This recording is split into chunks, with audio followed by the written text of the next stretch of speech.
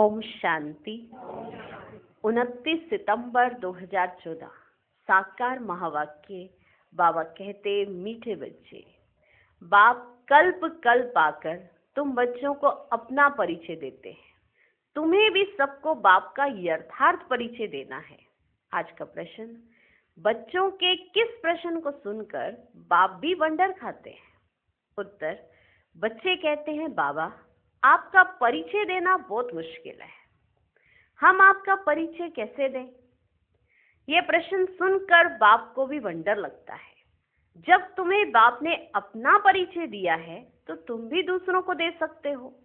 इसमें मुश्किलात की तो कोई बात ही नहीं है, ये तो बहुत सहज है। हम सब आत्माएं निराकार हैं तो जरूर उनका बाप भी निराकार होगा।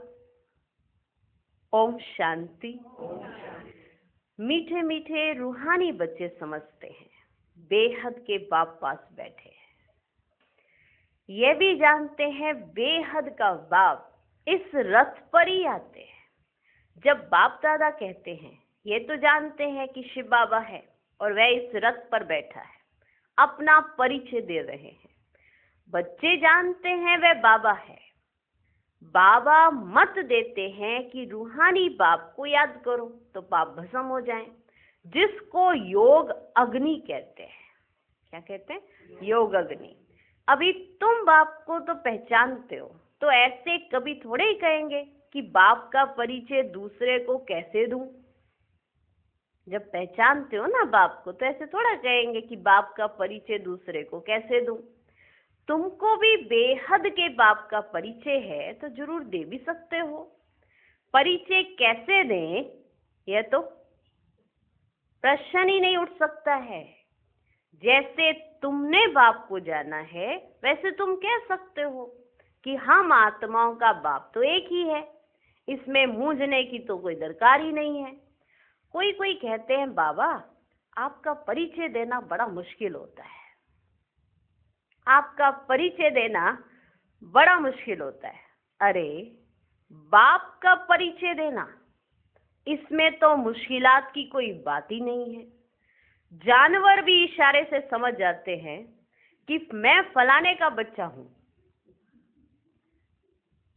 जानवर भी इशारे से समझ जाते हैं कि मैं फलाने का बच्चा हूं। तुम भी जानते हो कि हम आत्माओं का वह बाप है।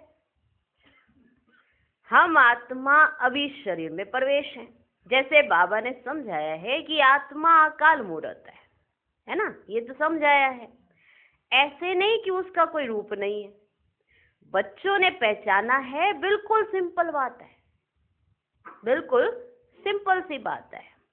आत्माओं का एक ही निराकार बाप है। हम सब आत्माएं भाई भाई हैं, बाप की संतान हैं। बाप से हमको वर्षा मिलता है। वर्षा माना प्रॉपर्टी। ये भी जानते हैं, ऐसा कोई बच्चा इस दुनिया में नहीं होगा जो बाप को और उनकी रचना को ना जानता हो। बाप के पास क्या प्रॉपर्टी है वे सब जानते हैं, सब जानते हैं ना।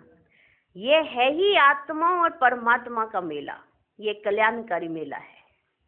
बाप है ही कल्याणकारी, बहुत कल्याण करते हैं। बाप को पहचानने से समझते हो, बेहद के बाप से हमको बेहद का वर्षा मिलता है। बाप को पहचाना तभी तो ये समझ आई बात कि हमको बेहद का वर्षा कौन सा मिलता है।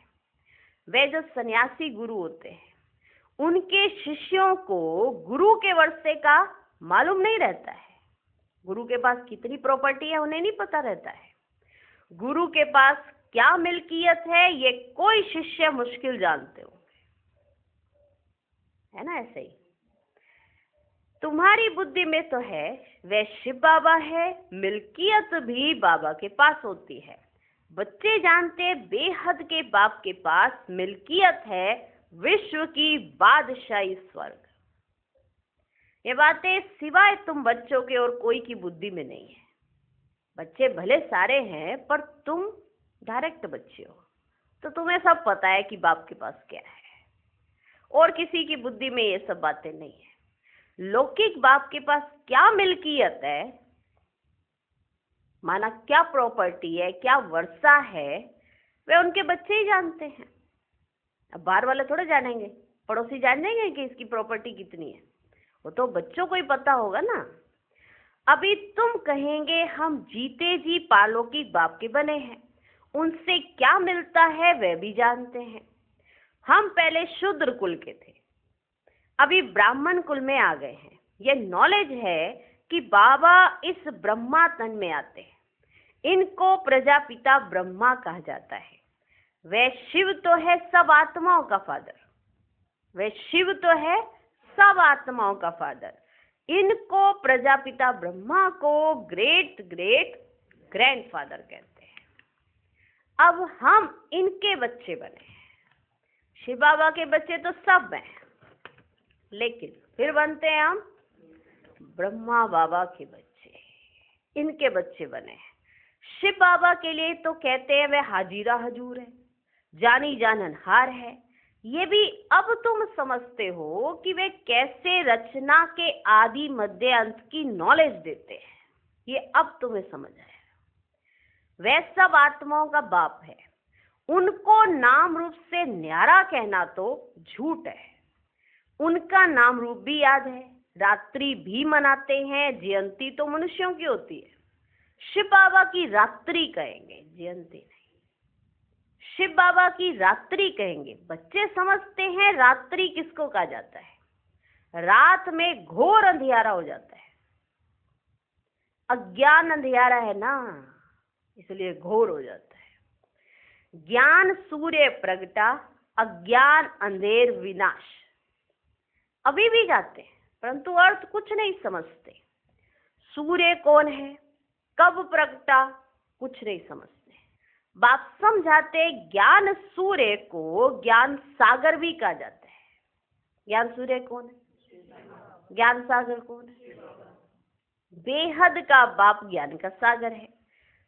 सन्यासी, गुरु, गोसाई आदि अपने को शास्त्रों की अथॉरिटी समझते हैं, वह सब है भक्ति।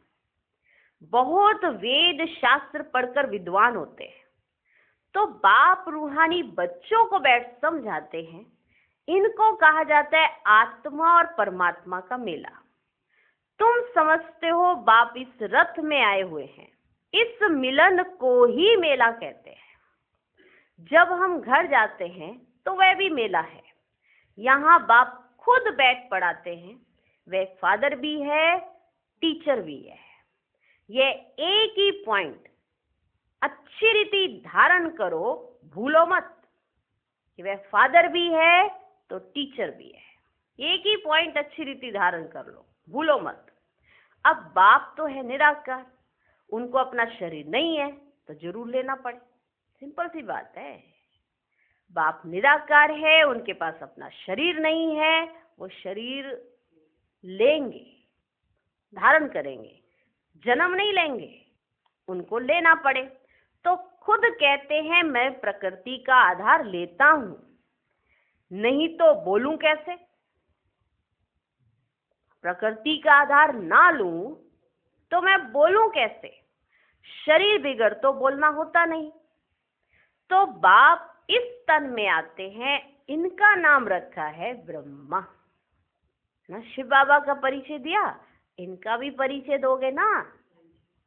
ये प्रजापिता ब्रह्मा कैसे है, क्यों ये नाम है प्रजापिता ब्रह्मा, बताना पड़े ना। अब बाप तो है निराकार, उनको अपना शरीर नहीं है तो जरूर लेना पड़े। तो खुद कहते मैं प्रकृति का आधार लेता हूं, नहीं तो बोलूं कैसे? शरीर बिगड़ तो बोलना होता नहीं है। तो बाप इस तन में आते हैं, इनका नाम रखा है ब्रह्मा। हम भी शूद्र से ब्राह्मण बने तो नाम बदलना ही चाहिए, बदलना चाहिए ना। नाम तो तुम्हारे रखे थे, परंतु उसमें भी अभी देखो तो कोई है ही नहीं, इसलिए ब्राह्मणों की माला नहीं होती है। भक्त माला और रुद्र माला गई हुई है, वो हिलते नहीं है। ब्राह्मणों की माला नहीं होती है। विष्णु की माला तो चली आई है। पहले नंबर में माला का दाना कौन है? पहले नंबर में माला का दाना कौन है? कहेंगे युगल, इसलिए सूक्ष्म वतन में भी युगल दिखाया है। विष्णु भी 4 भुजा वाला दिखाया है। 2 भुजा नारायण की। बाप समझाते हैं मैं धोबी हूँ। बाप समझाते हैं मैं धोबी हूँ, मैं योग बल से तुम आत्माओं को शुद्ध बनाता हूँ, फिर भी तुम विकार में जाकर अपना श्रृंगार ही गवा देते हो। बाप आते हैं सबको शुद्ध बनाने, आत्माओं को आकर सिखलाते हैं, तो सिखलाने वाला जरूर यहाँ चाहिए ना। पुकारते भी हैं आकर पावन बनाओ। कपड़ा भी मैला होता है तो उनको धोकर शुद्ध बनाया जाता है। तुम भी पुकारते हो, हे पतित पावन बाबा आकर पावन बनाओ। आत्मा पावन बने तो शरीर भी पावन मिले। तो पहली मूल बात होती है बाप का परिचय देना। बाप का परिचय कैसे दें, ये तो प्रश्न ही नहीं पूछ सकते। तुमको भी बाप ने परिचय दिया है, तब तो तुम आए हो ना। बाप पास आते हो। बाप कहाँ है? इस रथ में। यह है अकाल तख्त। तुम आत्मा भी अकाल मूर्त हो। ये सब तुम्हारे तख्त है जिस पर तुम आत्माएं विराजमान हो। वह तो अकाल तख्त जड़ हो गया ना। तुम जानते हो मैं अकाल मूर्त अर्थात निराकार, जिसका साकार रूप नहीं है। मैं आत्मा अविनाशी हूँ, कब विनाश हो ना सके। एक शरीर छोड़ दूसरा लेता हूँ। मुझ आत्मा का पाठ अविनाशी नूंदा हुआ है। आज से 5000 वर्ष पहले भी हमारा ऐसे ही पाठ शुरू हुआ था। 11 संवत से हम यहाँ पाठ बजाने घर से आते हैं। ये है ही 5000 वर्ष का चक्र।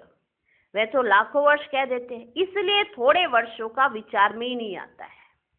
क्योंकि लाखों का है और फिर थोड़े वर्षों का कहा जाए तो इसलिए विचार में ही नहीं आता है। तो बच्चे ऐसा कभी नहीं कह सकते कि हम बाप का परिचय किसको कैसे दें। ऐसे प्रश्न पूछते हैं तो वंडर लगता है। ऐसे प्रश्न पूछते हैं तो वंडर लगता है। अरे तुम बाप के बने हो, फिर बाप का परिचय क्यों नहीं दे सकते हो? हम सब आत्माएं हैं, वह हमारा बाबा है। सर्व की सदगति करते हैं।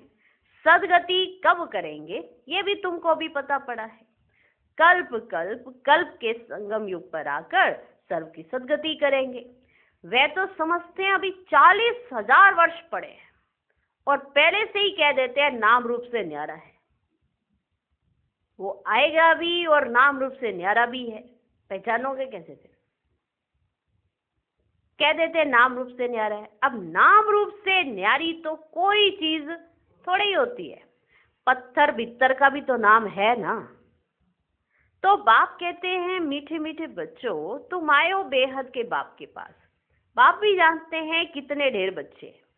बच्चों को भी हद और बेहद से भी पार जाना है। सब बच्चों को देखते हैं, जानते हैं इन सब को मैं लेने के लिए आया हूँ। सतयुग में तो बहुत थोड़े होंगे, कितना क्लियर है, इसलिए चित्रों पर समझाया जाता है। नॉलेज तो बिल्कुल सहज है, बिल्कुल इजी है, बाकी याद की यात्रा में टाइम लगता है। ऐसे बाप को तो कभी भूलना नहीं चाहिए। बाप कहते हैं मामेकम याद करो तो पावन बन जाएंगे। मैं आता ही हूँ पतित से पावन बनाने। तुम अकाल मूर्त आत्माएं सब अपने अपने तख्त पर विराजमान हो। बाबा ने भी इस तख्त का लोन लिया है। इस भाग्यशाली रथ में बाप प्रवेश होते हैं। कोई कहते हैं परमात्मा का नाम रूप नहीं है, ये तो हो ही नहीं सकता। उनको पुकारते हैं, महिमा गाते हैं तो जरूर कोई चीज है ना। तमो प्रधान होने के कारण कुछ भी समझते नहीं है। तो बाप समझते हैं और समझाते भी हैं। मीठे मीठे बच्चों, इतनी 84 लाख योनियां तो कोई की होती ही नहीं है, होती ही नहीं है ही 84 जन्म। पुनर्जन्म भी सबका होगा। ऐसे थोड़ी ब्रह्म में जाकर लीन होंगे, वहां मोक्ष को पाएंगे। ये तो बना बनाया ड्रामा है, एक भी कम जास्ती नहीं हो सकता। ये नहीं इस बार ये ड्रामा चल रहा है तो 4-5 आत्माएं ऊपर रह जाएंगी, ओहो ड्रामा खत्म हो गया और ये रह गई ऊपर। एक भी कम जास्ती नहीं हो सकता। इस अविनाशी अनादि ड्रामा से ही फिर छोटे छोटे ड्रामा व नाटक बनते हैं। 3-3 घंटे के, 4-4 घंटे के ड्रामा बनते हैं, नाटक बनते हैं। वे है विनाशी। अभी तुम बच्चे बेहद में खड़े हो। तुम बच्चों को यह नॉलेज मिली हुई है हमने कैसे 84 जन्म लिए हैं। अभी बाप ने बताया, आगे किसको पता ही नहीं था। ऋषि मुनि भी कहते थे हम नहीं जानते। बाप आते ही है संगम युग पर इस पुरानी दुनिया को चेंज करने। ब्रह्मा द्वारा नई दुनिया की स्थापना फिर से करते हैं। वह तो लाखों वर्ष कह देते हैं। कोई बात याद भी ना आ सके, लाखों वर्ष की याद भी ना आ सके। महाप्रलय भी कोई होती ही नहीं है। बाप राजयोग सिखलाते फिर राजाई तुम पाते हो। इसमें तो संशय की तो कोई बात ही नहीं है। तुम बच्चे जानते हो पहले नंबर में सबसे प्यारा है बाप। तुम बच्चे जानते हो पहले नंबर में सबसे प्यारा है बाप, फिर नेक्स्ट प्यारा है श्री कृष्ण। तुम जानते हो श्री कृष्ण है स्वर्ग का पहला प्रिंस, नंबर 1।